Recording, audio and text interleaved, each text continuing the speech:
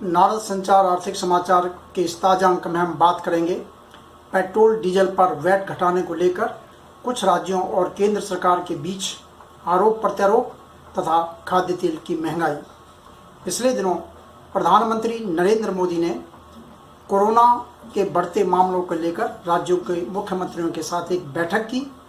इस बैठक में कोरोना से सतर्क रहने के साथ साथ टीकाकरण अभियान में तेजी लाने की हिदायत दी गई। इसके साथ ही प्रधानमंत्री ने उन राज्यों को, जिन राज्यों ने अब तक पेट्रोल और डीजल पर वैट कम नहीं किया है, वैट कम करने का आग्रह किया ताकि उन राज्यों की जनता को भी इसका पेट्रोल डीजल के सस्ते दाम का कुछ लाभ मिल सके। दरअसल केंद्र सरकार ने पेट्रोल और डीजल के दाम बढ़ने के बाद पिछले साल नवंबर में पेट्रोल पर 5 रुपये और डीजल पर 10 रुपये प्रति लीटर उत्पाद शुल्क घटाया था और उसके बाद ये उम्मीद की जा रही थी कि राज्य भी अपने अपने स्तर पर वैट में कटौती करेंगे ताकि जनता को पेट्रोल डीजल के बढ़ते दाम से कुछ राहत दी जा सके। उसके बाद भारतीय जनता पार्टी के शासन वाले राज्यों में और उनके सहयोगी दलों वाले राज्यों ने इस पर कटौती की, वैट में कटौती की। लेकिन कुछ अन्य राज्य जो दूसरे दलों, विपक्षी दल के शासित राज्य हैं, जिनमें महाराष्ट्र है, बंगाल है, तमिलनाडु है, तेलंगाना, आंध्र प्रदेश, केरल, इन राज्यों में वैट कम नहीं किया गया। और यही वजह है कि आज जहां दिल्ली में, हालांकि दिल्ली में भी उसके बाद कटौती नहीं की गई, लेकिन दिल्ली में दरें कुछ अभी कम हैं, जिसकी वजह से दिल्ली में पेट्रोल की कीमत इस समय 105 रुपये 41 पैसे लीटर है, जबकि महाराष्ट्र के मुंबई में 120 रुपये 51 पैसे प्रति लीटर की दर से जो है पेट्रोल बिकता है। 105 और 120 रुपये बहुत ज़्यादा अंतर है। वहीं दिल्ली में 96 रुपये 67 पैसे लीटर की दर से डीजल का दाम है, जबकि मुंबई में यह 104 रुपये 77 पैसे प्रति लीटर तक पहुंच चुका है। तो काफ़ी अंतर है।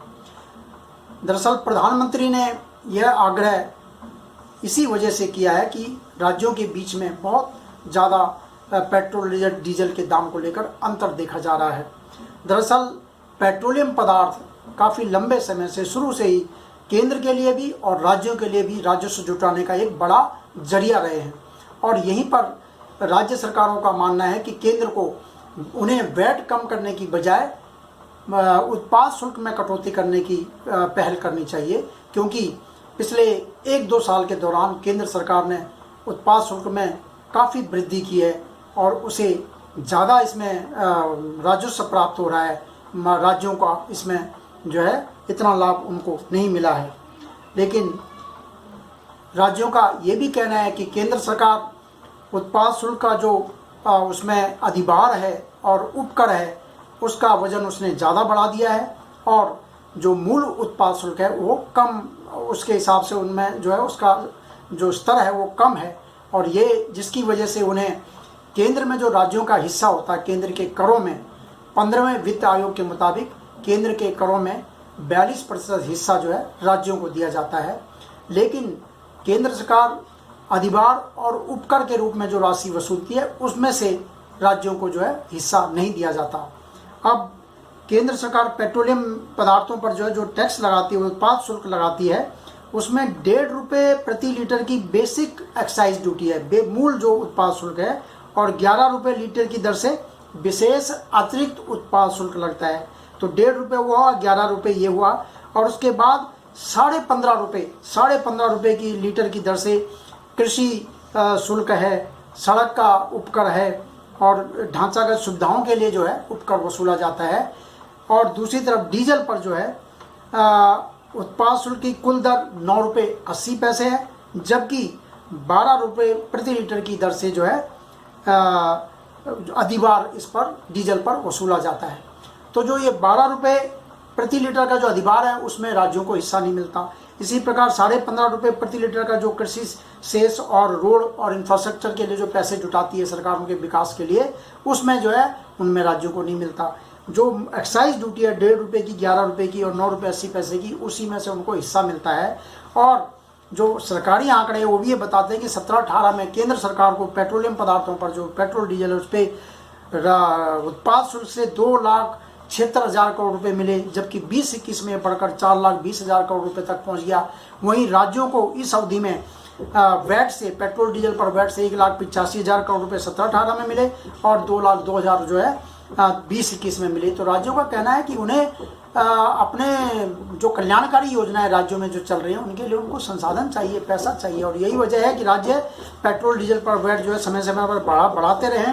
सबसे ज़्यादा वैट जो है इस समय तेलंगाना में 35%, 2% की दर से 35.2% की दर से पेट्रोल पर लगता है और 27% की दर से डीजल पर लगता है। असम में भी पेट्रोल पर 32.66% वैट लगता है और डीजल पर 23.66% की दर से वैट वसूला जाता है।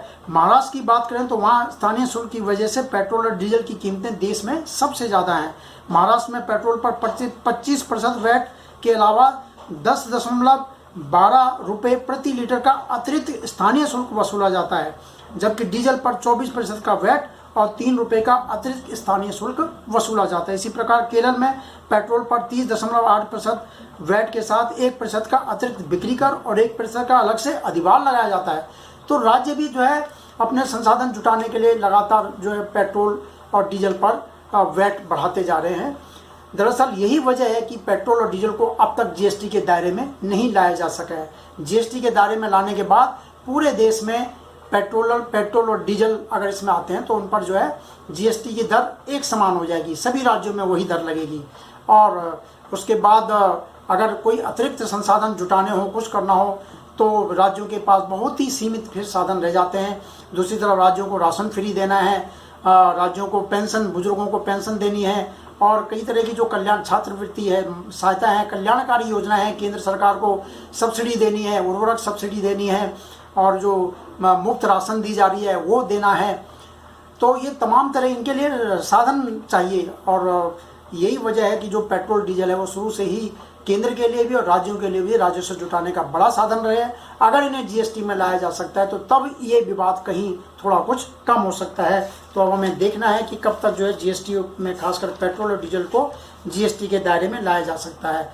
खाद्य तेलों की हम बात करें तो खाद्य तेल में ये सब सर्वविदित है कि देश में खाद्य तेलों की जितनी खपत है, करीब 2.5 करोड़ टन के करीब जो खपत है, उसके मुकाबले देश में पैदावार काफ़ी कम होती है और हम बड़ी मात्रा में पामोलिन का आयात करते हैं, सोयाबीन का आयात करते हैं, सूरजमुखी तेल का आयात करते हैं। देश में एक हिस्से में सरसों तेल की पैदावार होती है तो दूसरे हिस्से में तिल का तेल होता है, कहीं मूंगफली का तेल बनता है, कहीं सोयाबीन का तेल बनता है, और ये सब मिलाकर भी पूरे देश की जो खपत है उसको पूरा नहीं कर पाते हैं। और इस समय जो खाद्य तेलों की महंगाई की जो बात की जा रही है उसमें सबसे बड़ा मुद्दा हाल में जो सामने आया है कि इंडोनेशिया की सरकार ने जो पामोलिन का बड़े पैमाने पर वहाँ से निर्यात होता है उस पर फिलहाल रोक लगा दी है। वहाँ की जनता की मांग, वहाँ के किसानों का कहना है कि देश में महंगाई बढ़ रही है, इसलिए सरकार को निर्यात पर रोक लगानी चाहिए ताकि देश के अंदर महंगाई कम हो। और दूसरी तरफ ब्राज़ील, अर्जेंटीना जो सोयाबीन, जहाँ से सबसे ज़्यादा सोयाबीन के हम आयात करते थे, वहाँ की फसल जो है ख़राब हो गई है, उसकी पैदावार कम हुई है, तो वहाँ से भी जो है दाम बढ़ गए हैं। और सरकार ने, अब सरकार को अपनी चिंता है कि सरकार को देश में खाद्य तेल की महंगाई कम करनी है, तो सरकार ने ड्यूटी कम कर दी है। जहाँ पहले 38 से 40% खाद्य तेलों के आयात पर ड्यूटी लगती थी, आज केवल 5% और उस पर 10% सरचार्ज, यानी 5-5.5% तक ही ड्यूटी रह गई है। इसके बावजूद भी खाद्य तेल सस्ते नहीं हो पा रहे हैं क्योंकि कमी है, मांग ज़्यादा है, आपूर्ति कम है, माल आ नहीं रहा है। तो ये सबसे बड़ी वजह है। आप जो विशेषज्ञ हैं, जो खाद्य तेल के जानकार हैं, उनका कहना है कि 3 साल पहले जहां सोयाबीन $750 भारतीय बंदरगाह पर पहुंचता था, कांडला बंदरगाह पर पहुंचता था, आज जो है $2050 प्रति टन के दाम पर जो है यहाँ पहुंच रहा है। तो इसलिए सरकार को चाहिए कि सरकार को खाद्य तेलों के बाजार में ज़्यादा हस्तक्षेप नहीं करना चाहिए। आप ड्यूटी कम करते हो तो जिन देशों से तेल आयात करता है वो दाम बढ़ा देते हैं, आप ड्यूटी बढ़ाते हो तो वो दाम कम कर देते हैं। बात करीब करीब जहाँ की तहाँ रहती है और जो उद्देश्य होता है वो कहीं ना कहीं पूरा नहीं हो पाता है। तो खाद्य तेल के बाजार को खुला छोड़ देना चाहिए, किसानों को अच्छे दाम मिलेंगे तभी किसान इनकी पैदावार बढ़ाएंगे। सरसों की पैदावार बढ़ेगी, एक मौसम में सरसों होती है, दूसरे मौसम में सोयाबीन होती है, तीसरे मौसम में तिल का तेल होता है। तो यहाँ पैदावार बढ़ाने की ज़रूरत है। शुरू से गेहूँ चावल पर ज़्यादा ध्यान दिया गया लेकिन तिलहन की पैदावार पर ज़्यादा ध्यान नहीं दिया गया। इसको कुछ समय के लिए खुला छोड़ देने की ज़रूरत है, तभी इस पर जो है फ़ायदा मिलेगा। और ये जो अभी एक समाचार इंडोनेशिया से आया कि इंडोनेशिया के उपराष्ट्रपति ने कहा है कि 7 मई को वहाँ की सरकार जो है तेल जो पाम तेल का निर्यात होता है वहाँ से उसकी नीति पर फिर से बात करेगी, क्योंकि जो मौजूदा निर्यात नीति है वो उनके हित में नहीं है, इसलिए वहाँ की नीति में बदलाव होगा। उसके बाद उम्मीद की जा रही है, विशेषज्ञ भी ये मानते हैं कि इंडोनेशिया ज़्यादा समय तक निर्यात पर पाबंदी नहीं लगा सकता, उसे जल्द निर्यात खोलना पड़ेगा। और ये कहीं ना कहीं भारत के लिए भी और यहाँ की जो जनता है उसके लिए खाद्य तेलों के मामले में सुकून की बात है। जब तक देश के अंदर पैदावार नहीं बढ़ती है तो आयात से ही हमें भरपाई करनी पड़ेगी। फिलहाल आत्मनिर्भरता सबसे बड़ा मंत्र है। हर चीज़ में आत्मनिर्भर होने के साथ ही भारत जो है अपने बल पर इसे कायम रख सकेगा। नमस्कार।